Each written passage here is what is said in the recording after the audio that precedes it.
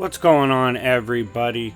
This is a video that kind of sprouted from a couple things, right? So my Goku vs Saitama video, Goku fans came and swarmed. I forgot how toxic the fan base is when it comes to arguing because they don't read any other series.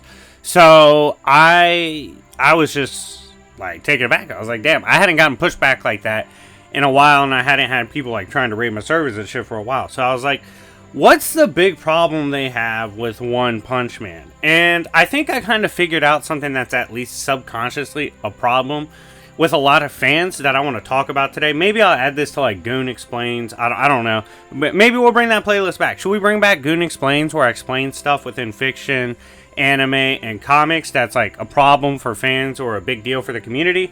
Let me know in the comment section down below if that series should return. But I guess this will probably qualify for that.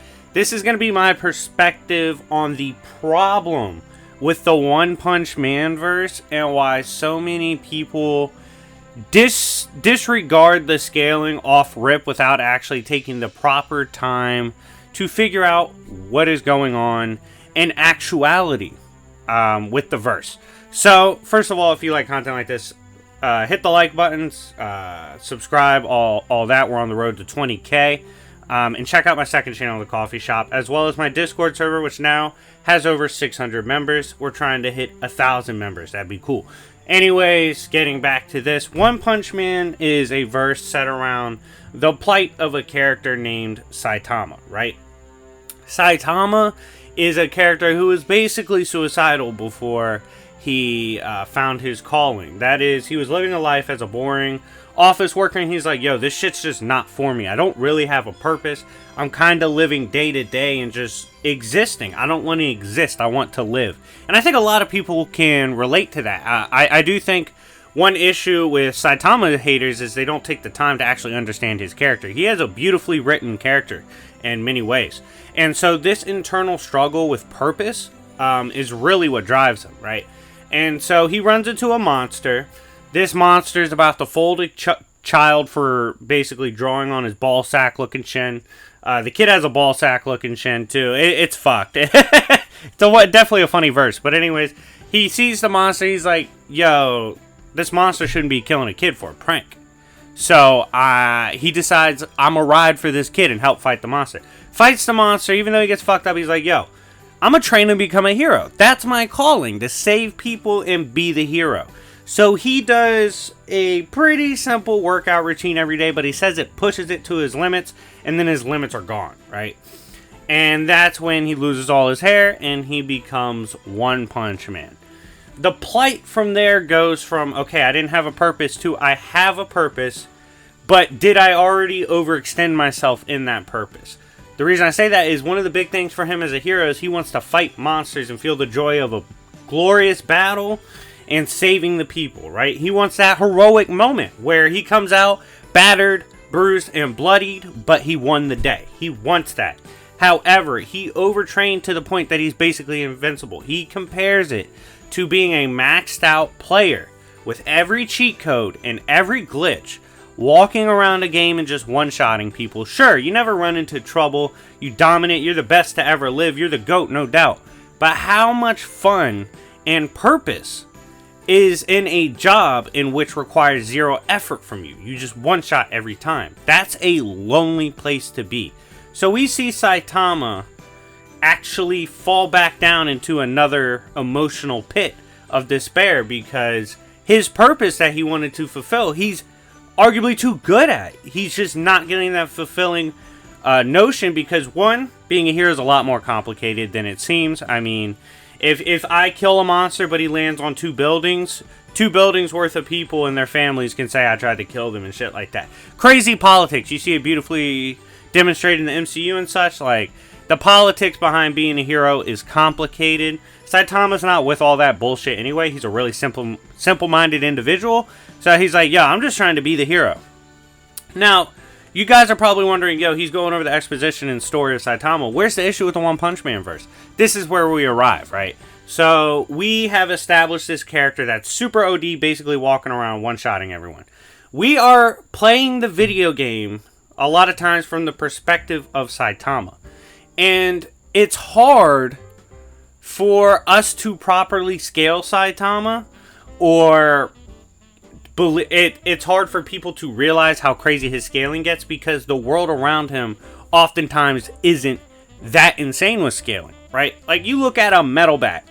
Metal Bat, for as crazy as he is a crackhead running around with a bat, hitting the fuck out of people. Now, can he fight that massive centipede that was a fucking City Plus threat, a dragon threat? Like, yeah, he can. Can he fight demon threats? City Busters? Yeah. But still, like, we're looking at City Plus threat battlers and stuff, maybe planetary fighters. And it's hard to tell the common fan or a Dragon Ball fan that, yes, we understand majority of the time these characters are walking around at like City Plus. But we're not talking about them. We're talking about Saitama, right? And there are several occasions in which Saitama has demonstrated power like transcendent to that. It's just in a whole nother league. But I completely understand that like subconscious notion of like, yo, this verse is primarily pretty tame with the scaling. Like City Plus demon threats, A-class, S-class dealing with that. Like, that's pretty simple stuff, and that's most of the time scaling. However, what I think most people need to get back to doing is being just more cognizant of the fact that One Punch Man, Saitama, is a glitch compared to the rest of the verse. He is so far beyond the rest of the verse that it's ridiculous. At this point, I personally think we're being set up to see One Punch Man eventually take on God himself and probably beat his ass. But at this point, we kind of grow with the verse. And yes, we see threats that prove Saitama can reach scaling that's just insane. But we're constantly walking around with a pretty tame, pretty small-scaled verse. And that's what I think confuses a lot of people and get them to outright just be ignorant when it comes to Saitama scaling. Because they're like, nah, the verse is mostly like City Plus the Planet Busters. We're not worried about that. Like, that would be like Saiyan Saga Goku. He wouldn't even flinch at that, right? He'd be like, oh, like off rip early Goku can even contend with that, like child Goku. I understand that disconnect that occurs because of that. But I think we do have to keep in mind that if we are aware of this problem in the One Punch Man verse, and we are aware that most of the time Saitama's existing in a world where he one-shots everything, so it's irrelevant how strong everything is anyway for most of the time until he gets to big dogs, right? We need to keep that in mind when scaling Saitama and appreciating the character and how he does scale and how insane he is compared to the rest of the verse. And yes, I am aware most of the verse doesn't have crazy scaling. But it is an interesting verse, and it's not one you should dismiss just because like most of the characters are quote fodder. It's a really interesting verse with great side characters. Now, circling back to the premise of what is the problem with the One Punch Man verse, or the problem with it, is again, it's a character operating in a world he doesn't fit in, and he's too strong for. And so that, I believe, creates a big divide with potential new scalers in the One Punch Man community, and people looking to perhaps respect the scaling. They're like, nah, there's no way Saitama could be that strong. Look at the rest of the verse most of the time. And I get that, but we're not going to judge Goku based on most of the earth being trash, right? We don't do that. There's other things in the verse we scale Saitama to.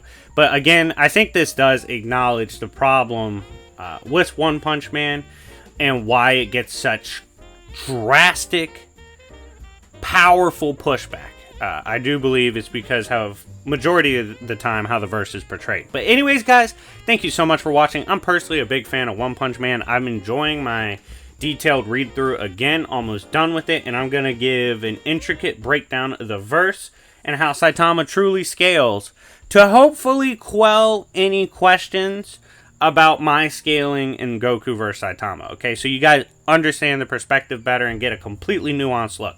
But anyways, guys, thank you so much for watching. If you enjoy One Punch Man and want to see more of that here or on my second channel, The Coffee Shop, hit me up in the comment section down below and let me know.